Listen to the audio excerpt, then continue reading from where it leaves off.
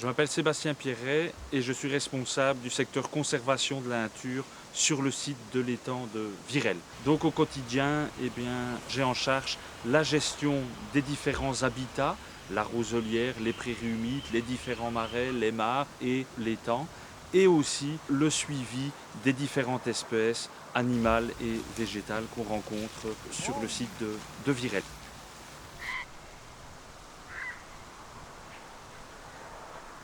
Notre plan d'eau est très grand, il fait 80 hectares, mais il est très peu profond. En moyenne, 1 mètre de profondeur. L'étang a tendance à s'envaser, donc on estime que tous les ans, l'étang se rebouche d'à peu près 3-4 cm. Donc c'est ce qu'on appelle le phénomène d'atterrissement, donc de comblement progressif du plan d'eau. Qu'est-ce qui explique ce comblement? Bien, les feuilles. Nous avons un étang de type forestier, donc énormément de feuilles arrivent dans ce plan d'eau à l'automne, énormément de terre, donc tout ça va combler progressivement la dépression qui est l'étang. Vidanger, ça permet de mettre les vases à l'air libre, de permettre une meilleure minéralisation de ces vases, un meilleur tassement de celles-ci, et donc quand on remettra sous eau au printemps suivant, on aura des eaux beaucoup moins troubles, des eaux beaucoup plus claires, donc des eaux qui vont permettre à un herbier important de se développer.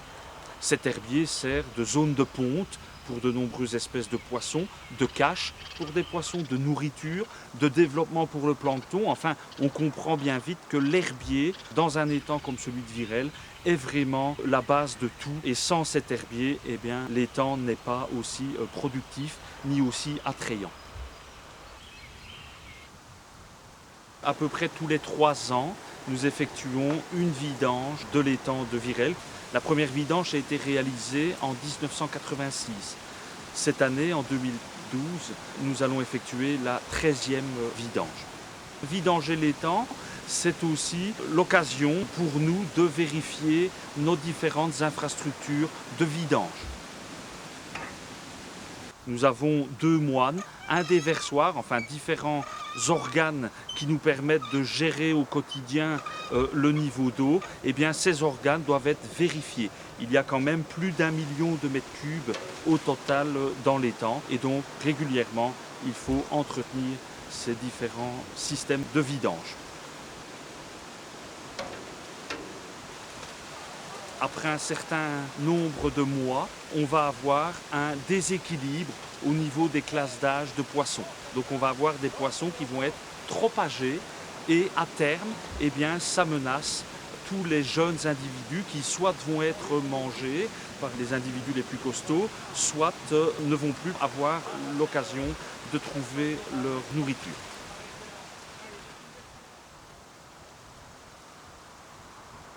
L'équilibre entre les classes d'âge de poissons, la clarté de l'eau, les vases qui se sont déposés, tout ça, ces 3 points-là, justifient le fait de procéder à une vidange. Nous pêchons à l'ancienne, nous pêchons au filet.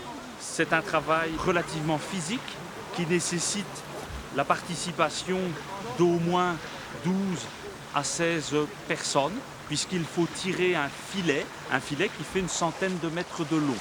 Donc on va tirer le filet sur 300-400 mètres, voire plus, ça dépend les conditions, le nombre de pêcheurs. Et au final, donc vraiment la partie aval de l'étang, tout près des organes de vidange, on va refermer ce filet. Et donc à ce moment-là, une fois que le filet va être refermé, on va pouvoir procéder à l'évacuation du poisson. On pêche au filet, mais on pêche aussi avec un système de capture qu'on appelle le cercueil.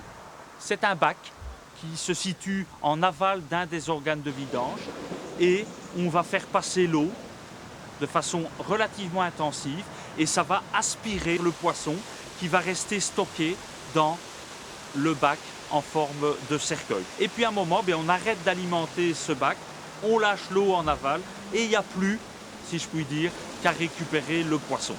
Donc à peu près 15 jours de pêche avec des jours de pêche effective et des jours un peu d'attente et de repos. Ce repos est tout relatif puisque c'est pendant ces temps morts, je dirais, qu'on va en profiter pour peser les poissons, pour les négocier, pour les charger dans des camions, pour aller les livrer chez des propriétaires d'autres étangs. Donc la vidange, c'est un mois de travail avec très très peu de répit.